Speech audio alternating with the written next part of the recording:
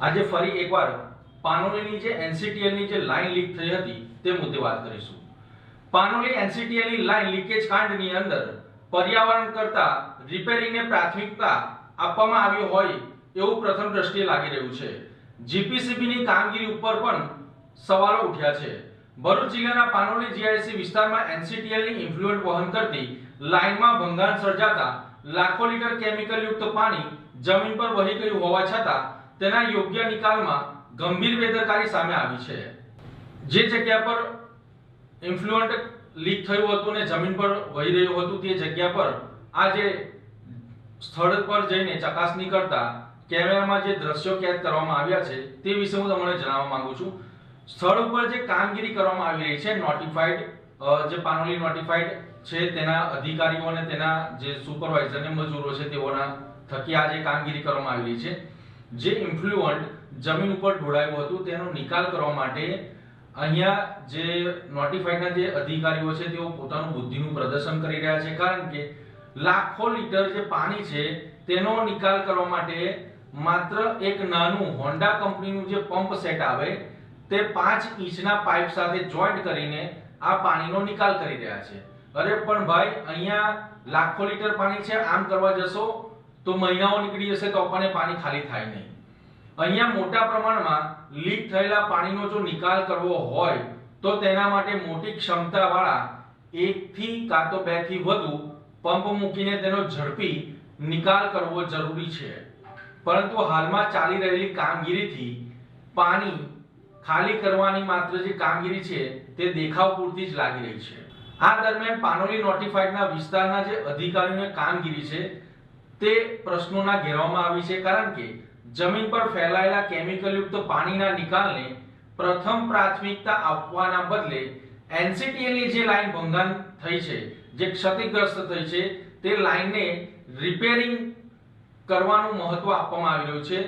જેને લઈને પર્યાવરણને થયેલા નુકસાન પ્રત્યે તંત્રની ઉદાસીનતા સામે આવી છે અને તંત્રની આની અંદર ઘોર બેદરકારી જોવા મળી રહી છે. તો બીજી તરફ વાત કરીએ તો સ્થાનિકોના આક્ષેપ મુજબ જે એનસીટીએલની લાઈનમાંથી લીક થયેલું ઇન્ફ્લુઅન્ટ નાળા અને ખાડીઓ મારફતે ઉમરવાડા ગામના તળાવમાં આજે પણ ભળી રહ્યું છે અને વહી રહ્યું છે. આ બાબતે ગામના આગેવાન અને અરજદારોએ વિવિધ સરકારી વિભાગોમાં લેખિતમાં ફરિયાદ કરી છે અને આ ફરિયાદના પગલે આરોગ્ય વિભાગ હરકતમાં આવ્યું અને વિભાગના એક કર્મચારીને તળાવનું સ્થળનું નિરીક્ષણ કરીને અહેવાલ તૈયાર કરવાની પ્રક્રિયા હાથ ધરી હતી. જો કે આરોગ્ય વિભાગ તાત્કાલિક કાર્યવાહી કરી શકે છે તો ગુજરાત પ્રદૂષણ નિયંત્રણ બોર્ડ ઉમરવાડા ગામના તળાવમાંથી પાણીના જે નમૂના એટલે કે સેમ્પલ કેમ લેવામાં નથી આવ્યા તે પણ એક ગંભીર સવાલ ઊભો થયો છે. જીપીસીબીના અધિકારીઓ દ્વારા માત્ર જ્યાં લીકેજ થયું હતું ત્યાં જ સેમ્પલ લીધા છે અને જે જગ્યા પર પાણી તળાવમાં ભળી રહ્યું છે તે પાણી પણ કેમિકલ યુક્ત હોવાનું ગ્રામજનો અને અરજદારો જણાવી રહ્યા છે. પરંતુ તેના નમૂના કે તેના સેમ્પલ કોઈ લેવામાં આવ્યા નથી, જેથી કરીને જીપીસીબીની કામગીરી પણ શંકાના દાયરામાં આવી છે. સ્થાનિકો જણાવી રહ્યા છે કે ભૂતકાળની અંદર ઉમરવાડા ગામના તળાવની અંદર કેમિકલ યુક્ત પાણી આ જ રીતે પહોંચ્યું હતું, જેને લઈને અસંખ્ય જળચર જીવોના મોત થયા હતા. તેમ છતાં વારંવાર બનતી આવી ઘટનાઓ સામે કડક પગલાં લેવામાં કેમ નથી આવતા તેવા પણ પ્રશ્નો ઉઠાવી રહ્યા છે. હવે ગ્રામજનો અને અરજદારોએ ચેતવણી આપી છે કે જો તાત્કાલિક ધોરણે કેમિકલ યુક્ત પાણીનો પ્રવાહ બંધ નહીં કરવામાં આવે અને જવાબદાર લોકો સામે દંડનીય અને કડક કાર્યવાહી નહીં થાય તો આવનારા દિવસોમાં ઉગ્ર આંદોલન કરવામાં આવશે. સાથે જ પાનોલી જીઆઈડીસી નોટિફાઈડ વિસ્તારની ઓફિસ, પાનોલી ઇન્ડસ્ટ્રીયલ એસોસિએશનની ઓફિસનો પણ ઘેરાવો કરવાની ચીમકી ઉચ્ચારી છે. પાનોલી જીઆઈડીસીમાં સર્જાયેલી આ ઘટના એ માત્ર પર્યાવરણ સુરક્ષા જ નહીં પરંતુ જવાબદાર સરકારી એજન્સીઓની કામગીરી અને જવાબદારી સામે પણ અનેક પ્રશ્નાર્થો ઊભા કર્યા છે. આજે વાત કરવામાં આવે તો હવે વરસાદની જે સિઝનની શરૂઆત છે તે થોડાક દિવસોમાં શરૂઆત થશે. એની પહેલા આ જે ઇન્ફ્લુઅન્ટ વહી ગયેલું છે જમીન પર તેનો જો યોગ્ય રીતે અને તાત્કાલિક ધોરણે નિકાલ કરવામાં નહીં આવે તો તેના પરિણામો અતિ ભયંકર આવી શકે છે. પરંતુ અહીંયા જે નોટિફાઈડના અધિકારીઓ છે, જે એક્ઝિક્યુટિવ એન્જિનિયર છે, જે કોન્ટ્રાક્ટરો છે, તેઓ દ્વારા જે જમીનની અંદરથી અંડરગ્રાઉન્ડ જે એનસીટીએલની લાઈન જાય છે તેને રિપેર કરવા માટે તેઓ પાણી ખાલી નથી કરી રહ્યા, પરંતુ જ્યાં લીક થયું છે તેની આજુબાજુ માટીના પાળા બનાવીને ત્યાંથી અંદરથી જે પાણી છે તેને બહાર કાઢીને એનું રિપેરિંગ કામ કરવા માટેની પ્રાથમિકતા આપી રહ્યા છે, જેથી કરીને જે ઉદ્યોગો છે તેનું ઇન્ફ્લુઅન્ટ ફરીથી શરૂ કરી શકાય તે માટે તેઓ કામગીરી કરી રહ્યા છે. પરંતુ કંપનીઓના ઇન્ફ્લુઅન્ટ અને કંપનીઓ જે ઇન્ફ્લુઅન્ટ છે તેનું બહાર કાઢવા માટે અથવા તો તેને બંધ કરવા માટે, બંધ કરશે તો કંપનીઓ બંધ તો થઈ નથી જવાની, પરંતુ થોડાક સમય માટે રોકાય અને થોડાક સમય માટે બંધ કરવામાં આવે, પરંતુ પ્રાથમિકતા જે પાણી જમીન ઉપર વહી રહ્યું છે, જેને લઈને પર્યાવરણ અને ભૂગર્ભજળને નુકસાન થયું છે, તેને તાત્કાલિક ધોરણે ખાલી કરવામાં આવે અને જરૂરી મોટા સાધનો અને મોટા પંપો મૂકીને તે પાણી ત્યાંથી નિકાલ કરવામાં આવે, જેથી કરીને જે ભંગાણ થયેલી લાઈન છે તેનું પણ સમારકામ કરવામાં સરળતા મળી શકે તેમ છે. પરંતુ અહીંયા જે નોટિફાઈડના અધિકારીઓ છે તેઓની બુદ્ધિ ઘાસ ચરવા ગઈ છે, કારણ કે તેઓ પાસે જો બુદ્ધિ હોત તો તેઓ અક્કલ બળી કે ભેંસ બળી તેવું અહીંયા સ્પષ્ટ દેખાઈ રહ્યું છે. કારણ કે લોકોને બુદ્ધિ નથી. બુદ્ધિ જો હોત તો પ્રથમ 3 થી 4 જેટલા મોટા પંપ મૂકીને પાણીનો તાત્કાલિક ધોરણે નિકાલ કરતે NCTL ની લાઈનના જે જોઈન્ટ છે તેની અંદર ખોલીને. પરંતુ અહીંયા આજે માત્ર ને માત્ર અડધો દિવસ માટે જ એક નાનો પંપ સેટ મૂકીને આ લોકોએ પાણી જે છે તેનો નિકાલ કરવાનો શરૂઆત કરી હતી, પરંતુ બપોર બાદ જે NCTL ની લાઈનનું ભંગાણ થયું હતું ત્યાં ગાડીએ પંપ સેટને ઉઠાવીને મૂકી દીધો અને ત્યાં ગાડીએ ખાડો ખોદ્યો હતો, તે ખાડામાંથી પાણી બહાર કાઢવા માટે તેનો ઉપયોગ કરવામાં આવી રહ્યો હતો. અને જે લોકો પંપ સેટ થકી જે પાણી ખાલી કરી રહ્યા હતા તે મજૂરો પણ આરામ ફરમાવી રહ્યા હતા.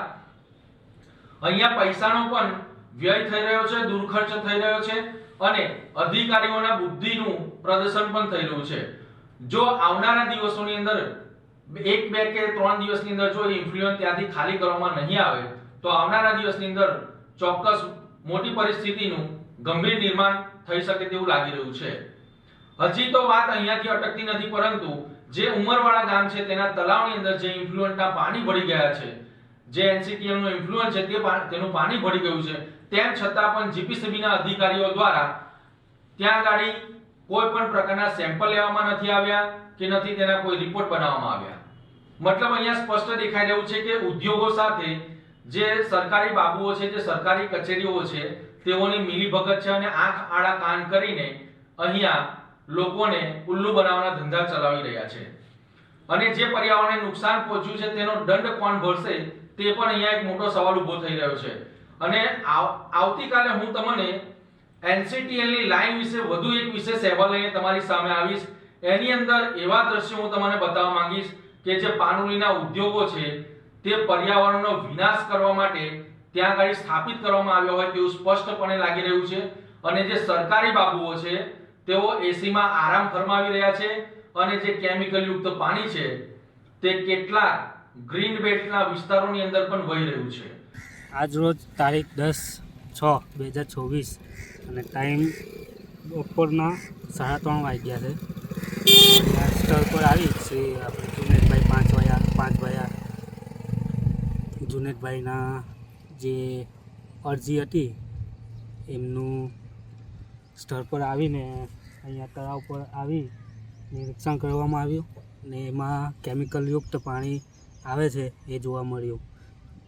તો આગલી કક્ષાએ અમે જાણ કરીશું અને જે કાર્યવાહી થાય એ કરીશું. NCTLનું જ્યાં પાણી વહીને અમારા ગામમાં આવી રહ્યું છે, જે પાણી લગભગ કેમિકલયુક્ત લાગે છે અમને. કાલના 24 કલાક ઉપરથી આના માટે જાણકારી આપવામાં આવી છે, પણ હજુ સુધી અમને આનો કોઈ આન્સર કે કંઈ મળ્યું નથી. અને આ તમે જોઈ રહ્યા છો તેમ કે આ પાણી સીધું તળાવમાં જાય છે. એટલે લોકો આના જે પંચાયતના જે પાણીના બોર છે જે નજીક છે બિલકુલ, એનાથી ગામમાં પાણીનો સપ્લાય થાય છે. તો કાલે લોકોના આરોગ્યને પણ જોખમ છે. બીજું કે જ્યાં NCTLની લાઈન ભંગાર પડી છે ત્યાં જગાડી મૂંગા જાનવરો અને વનખાડીમાંથી જે પાણી આવે છે ત્યાં જગાડી વનસ્પતિ ને બધું સુકાઈ ગયું છે. આના માટે કડક ને કડક જલ્દીથી જલ્દી મતલબ યુદ્ધના ધોરણે કંઈ પણ કાર્યવાહી કરવામાં આવે. એના માટે તંત્રને જાણ કરવામાં આવી છે. મારા મિત્ર પણ થાય અને મારા ગામના આગેવાન છે જુનેદભાઈ, એમની સાથે મળીને તંત્રને જાણ કરવામાં આવી છે, પણ હજુ સુધી અમને કોઈ રિપ્લાય મળ્યો નથી કે તંત્ર મતલબ કે અમે આવ્યા હતા કે આટલેથી સેમ્પલ લીધા છે, એવી કોઈ જાણકારી અમને મળી નથી. આ પ્રશ્નનો ઉકેલ નહીં આવે તો આવનારા દિવસોમાં ગામજનો દ્વારા શું કરવામાં આવશે? તો આવનારા એમાં ઉકેલ નહીં આવે આનો તો ગ્રામજનો દ્વારા અમે ગમે તે કરીને ત્યાં સીધા જીઆઈડીસીમાં જઈને ઉગ્ર આંદોલન કરીશું. એમાં તો કોઈ શંકાને એ નથી, કારણ કે આ લોકોના આરોગ્ય માટે બહુ જોખમી વસ્તુ છે. એના માટે આંદોલન કરવું જરૂરી છે. એટલે કોઈ પણ રસ્તો કરીશું અમે. આના માટે કોઈને પણ નુકસાન થશે આરોગ્યને તો આના માટે જવાબદાર જીઆઈડીસીનું જે એસોસિએશન છે એને અમે જવાબદાર છીએ. અમારા ગામ ઉમરવાળા તળાવની અંદરમાં પાછલા 24 કલાક પહેલાંથી અમે ફરિયાદ કરી છે કે કંઈક પાણી આવતું છે. જે પાણીની તપાસ કરતાં અમે તપાસ કરતાં અગાડી ગયા તો રેલવે ટ્રેકની 2 ટ્રેકની વચમાં કંઈક લાઇન ભંગાર થઈ હતી. જે અમે ફરિયાદ કરતાં જાણવા મળ્યું કે NCTLની જતી લાઇન લીકેજ થયેલી છે. તે પાણી વહીને સીધું અમારા તળાવમાં આવી રહ્યું છે. હવે અત્યારે તકલીફ એ છે કે એ પાણી સીધું અમારા ખેતરોમાં જાય છે ને ખેતરોમાં મૂગા જાનવરો પીએ છે અને ખેતરમાં જ્યાંથી આવે છે ત્યાં બધું વનસ્પતિ અને જે ઘાસ પણ મળી ગયું છે. અને આ પાણી જે તળાવમાં આવે છે હાલમાં એ પરિસ્થિતિ વધારે ગંભીર એ થઈ ગયેલી છે કે એ તળાવની બાજુમાં જ અમારે પાણીના બોર આવેલા છે, પાણીના કૂવા જે સપ્લાય જે પંચાયતનું છે. તો હવે અમારા આરોગ્યને પણ મોટું નુકસાન થયું એવું અમને એ લાગી રહેલું છે, ભય લાગી રહેલો છે. આગળ પણ લગભગ 6 મહિના પહેલાં જેવું કંઈક ફરિયાદ ઉઠેલી અને માછલીઓ મરી ગઈ હતી. અને એ માછલીઓ જ્યારે મરી ગઈ હતી ત્યારે માછલીના આપણે કમ્પ્લેન પણ કરી હતી GPCBની અને આરોગ્ય ખાતાના વિભાગને પણ તપાસ માટે બોલાવ્યા હતા. બંને સેમ્પલ લીધા હતા અને બંને સેમ્પલ લેવા પછી જવાબ આવ્યા હતા કે ભાઈ અંદરમાં કંઈક કન્ટામિનેશન પાણી કે કંઈક આવેલું હતું જેના લીધે તકલીફ થયેલી છે. પણ પછી આગળ એમણે શું કાર્ય કર્યું તેની કોઈ માહિતી આપણને આપી નથી. અત્યારે જે પાણી આવી રહ્યું છે એના માટે મેં ટોટલી બધા જ અધિકારીઓને કમ્પ્લેન કરી છે, જેમાં કલેક્ટરશ્રી, નાયબ કલેક્ટરશ્રી, TDOશ્રી, DDOશ્રી, GPCBના અધિકારી, ચીફ ઓફિસર પાનોલી નોટિફાઈડ, NCTLના સાહેબ, એમ કોઈ પણ ગ્રામ પંચાયત બધાને મેં ફરિયાદ કરી છે. લેખિતમાં ફરિયાદ કરી આવેલો છું અને લેખિતમાં રજૂઆત કરી છે કે ભાઈ આ 24 કલાકથી વધુ થઈ ગયું, હજુ પાણી નથી આવતું, તમે પાણી નિહાળી શકો છો કે પાણી અત્યારે પણ આવતું છે.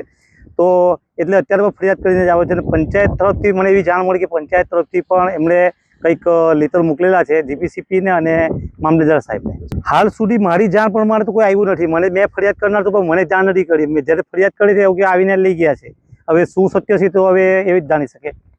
જો આ પાણી તો એવું સમસ્યા ઉત્પન્ન થાય કે આ પાણી ના બંધ થશે તો અમારા ગામના ટોટલી જેટલા લગભગ 5000થી ઉપરની વસ્તી છે બધાનો આરોગ્યને પેલું તો નુકસાન થવાનું જ છે.